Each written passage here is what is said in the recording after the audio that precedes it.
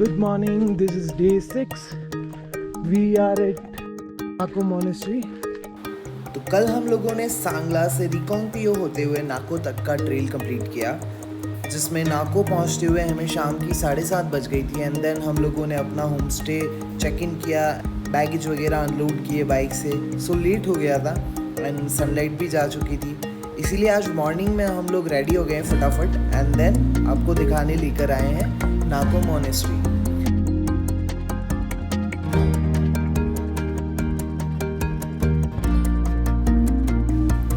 तो आपने टाइटल में तो देख लिया होगा कि आज का हमारा डेस्टिनेशन होने वाला है काजा, और यहाँ से काजा पहुँचने में लगेंगे हमें 3 से 4 घंटे, बिकॉज बीच में हम जाने वाले हैं Gue village and दनकर monastery.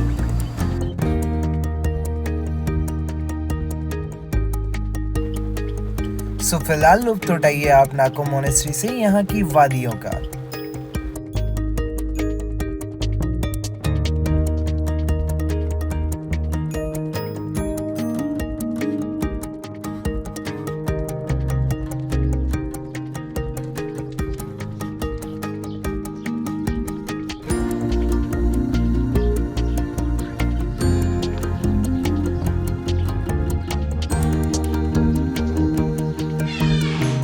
So right now we are at the dining section। जो होम स्टे हमने लिया है उसके डाइनिंग सेक्शन में देखिए बहुत ही अच्छे से अरेंजमेंट है यहाँ पे।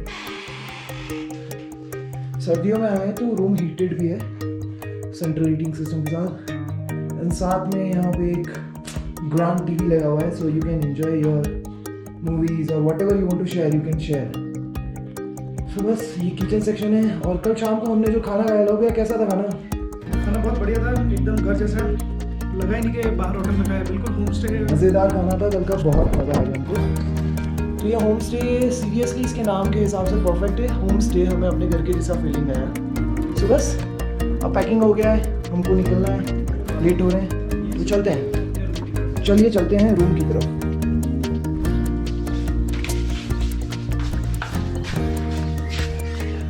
बहुत ही अच्छा सा गार्डन है यहाँ पे, you can enjoy the cold breeze and sunshine together।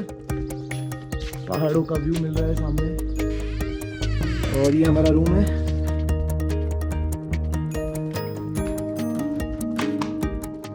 यहाँ चेयर्स हैं, टेबल्स हैं, सोफाज लगे हुए हैं, मस्त लगता है। और ये रूम है, यहाँ पे ये हमारा बैगेज सेक्शन है।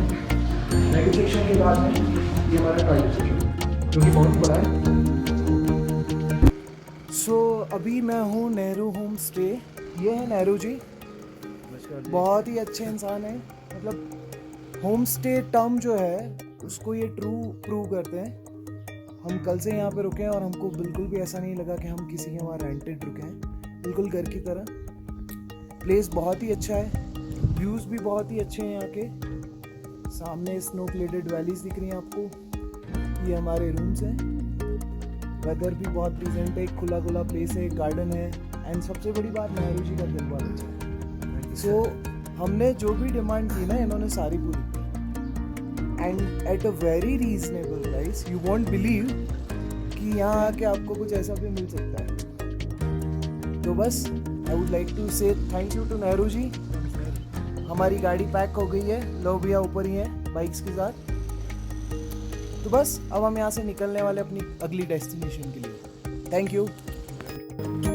नाको विलेज में एक बहुत ही सुंदर शाम बिताने के बाद हम लोग निकल चले हैं वापस अपनी डेस्टिनेशन, जो कि होने वाली है काजा।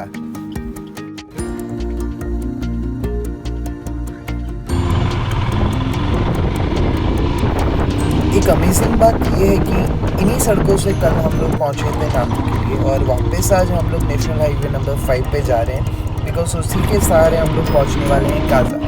लेकिन कल यहाँ से गुजरने के बाद भी आज जब हम यहाँ से गुजर रहे हैं तो एक अलग ही नज़ारा दिखाई दे रहा है। जिस मेहनत से इंडियन आर्मी काम कर रही है यहाँ पे, पीआरओ ने जो रोड्स बनाए रखे हैं, इन सबको देखते हुए बस सल्यूट करने को दिल चाहता है।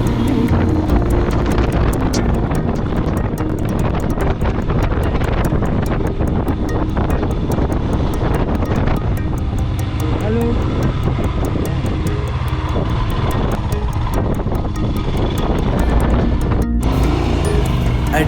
रश का एहसास तो आपको इस तरह के ब्रिजेस पे से गुजरने पे होता है।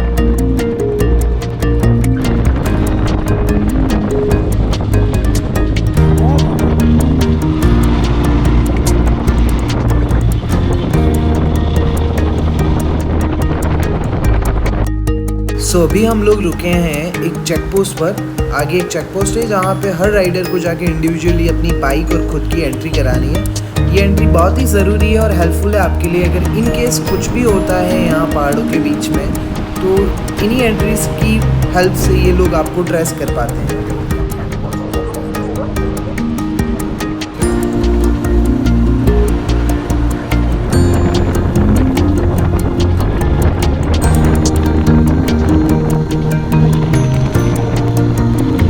अभी हम लेने वाले हैं एक डिटूर यहाँ से क्यू विलेज के लिए।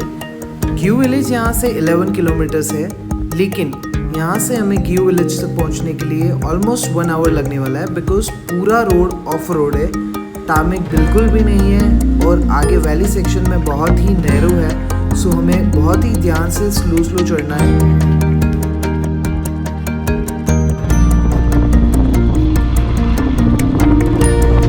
तो एक थकान भरे स्ट्रेच को कंप्लीट करने के बाद हम लोग पहुंच चुके हैं क्यू मॉनेस्ट्री।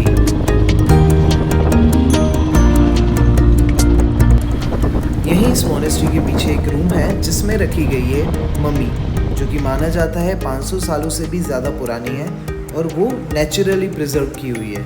तो देखते हैं मम्मी को।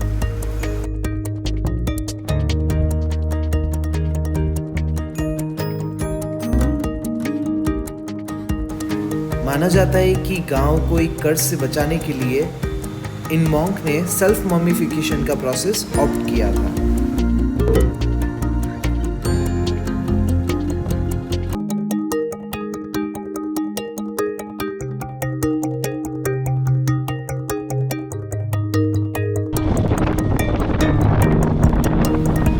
बचपन से अब तक जब भी मम्मी की बात आती थी तो दिमाग में सिर्फ मिस्र का नाम आता था, लेकिन आज पहली बार ये एक्सपीरियंस मैंने इंडिया में किया है कि यहाँ पे भी मम्मीज हैं।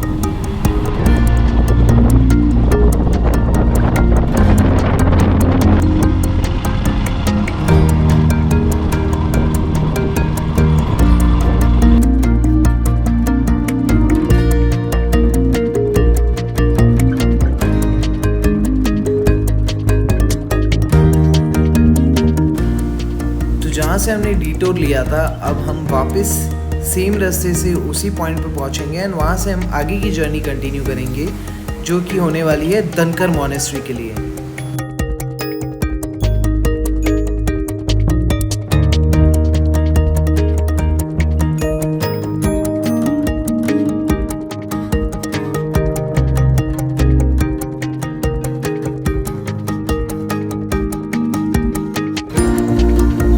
जब भी हम इस तरह की घाट सेक्शन से क्रॉस कर रहे होते हैं तो हमें बहुत ज़्यादा ध्यान रखना पड़ता है, बिकॉज ये हिमाचल है और यहाँ पे लैंडस्लाइड कभी भी हो सकते हैं, कभी भी पत्थर आपके ऊपर से क्रॉस कर सकते हैं।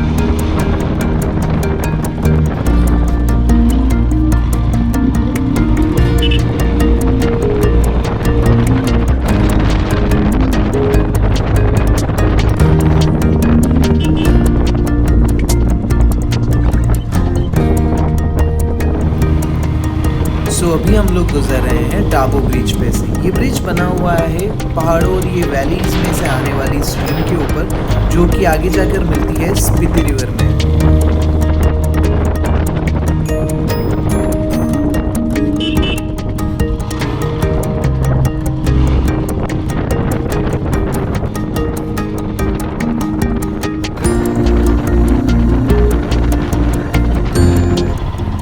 तो भी हमारे साइड में बह रही है स्पीति रिवर, जिसका डायरेक्शन हमारी रूट के अपोजिट है, because it originate from Kunzum pass. So अभी हम लोग काजा जा रहे हैं एंड काजा से आगे की जर्नी होगी हमारी कुंजुम पास के लिए। सो बस यही है, अभी हम लोगों का रोड लेवल एंड रिवर का फ्लो लेवल दोनों सेम हो गए।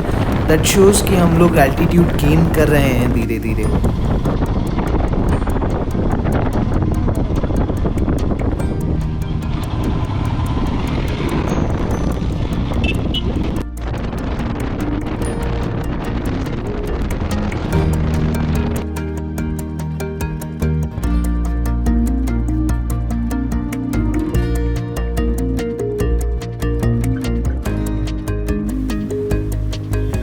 ये लोग रास्ते में खड़े थे, इन्होंने हमें हाथ दिया तो हम लोग रुक गए हैं एंड बात करने पर पता चला कि इन लोगों की बाइक है वो चल नहीं रही है। सो हम लोगों को जितना आइडिया था हमने चेक किया and we got to know कि इनका बाइक का क्लच प्लेट है वो ख़त्म हो चुके हैं। सो नाउ इस सिनेरियो में कुछ भी नहीं किया जा सकता, बट हमारे पास काजा में एक रॉयल एनफील्ड का शोरूम है, सर्विस सेंटर है, उस बंदे का नंबर था तो we have given it to them.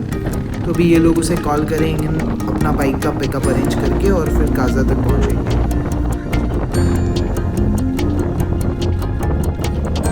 तो अभी हम लोग भी निकलते हैं बिकॉज अभी हमें दंकर मोनेस्ट्री जाना है, then we will reach to Kaza. So we don't want to get late. रात को ड्राइव करने का कोई भी मन नहीं है, और अगर हम लोग काजा जल्दी पहुंच गए तो हम लोग रॉयल एनफील्ड के शोरूम तक ये मैसेज पहुंचा सकते हैं कि पीछे 2 राइडर फ्रेंड है जिनका बाइक ख़राब हो गया है। सो जो भी हेल्प हमसे हो पाएगी हम लोग काजा जाके करने की कोशिश करेंगे।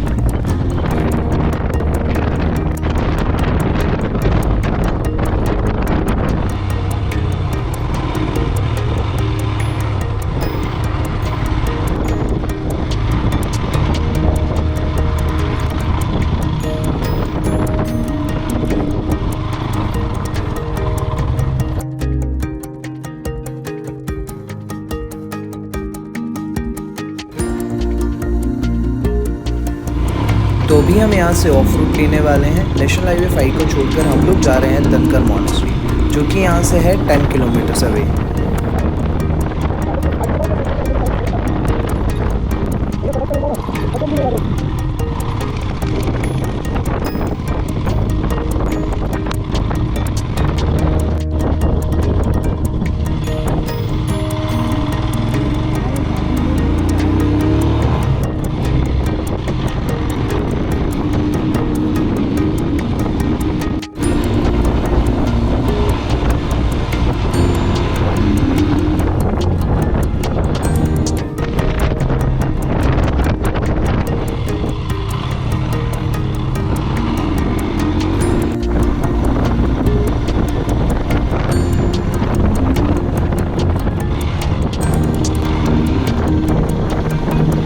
तो अभी हम लोग पहुंच गए हैं दंकर मोनेस्ट्री, जो कि है दंकर विलेज में। So this is the entry gate of Dhankar monastery and ये जो हम आपको दिखा रहे हैं this is new Dhankar monastery.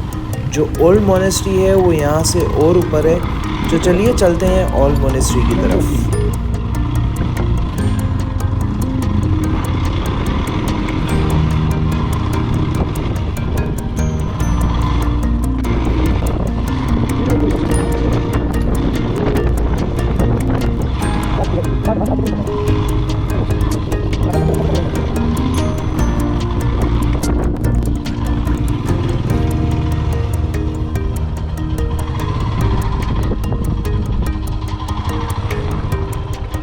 ना हो स्टे, चलो ऊपर ले जाओ, ऊपर ही जाना।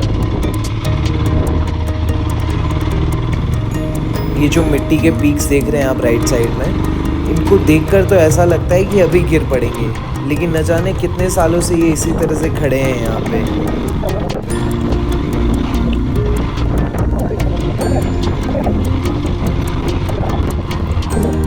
बस मॉनेस्ट्री तो हमें दिख गई है, लेकिन वहाँ तक पहुँचने का रास्ता हम देख रहे हैं। यहाँ पे 2 रूट हैं, एक जो कि मॉनेस्ट्री के पीछे से जाता है। हमारी बाइक को हमें यहीं पार्क करना होगा और यहाँ से पैदल चल के ऊपर जा सकते हैं। सो ठीक है, तो हम लोग जा रहे हैं धनकर मॉनेस्ट्री के फ्रंट गेट की तरफ, जहाँ पे बाइक पार्किंग की फैसिलिटी अवेलेबल है।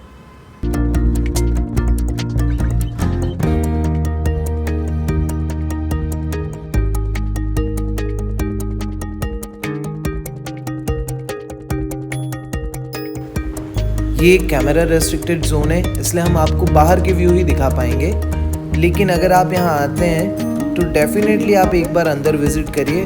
बहुत ही यूनिक डिज़ाइन है इस मॉनेस्ट्री का एंड एक अलग ही एनर्जी फील होती है यहाँ पे।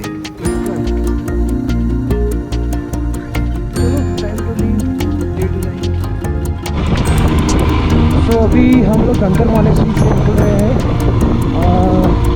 अब जैसा कि जीपीएस पे दिखा रहा है लॉन्ग डिस्टेंस ट्रिप बाकी है, सो हम यहाँ से सीधा ताज़ा जाएंगे। राहुल की बाइक वहीं आगे निकल रही है।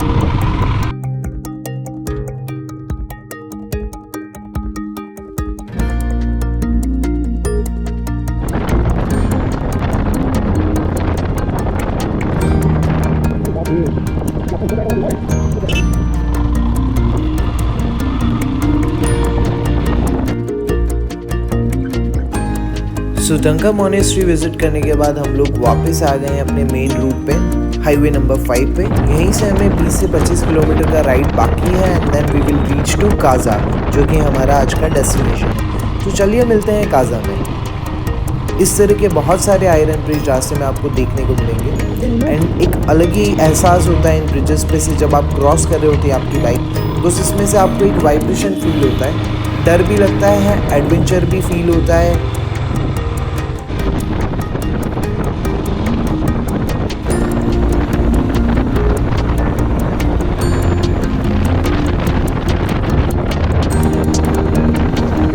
ये शेयर करते हुए बड़ी खुशी हो रही है मुझे कि हम फाइनली स्पीति वैली जोन के अंदर एंटर कर चुके हैं।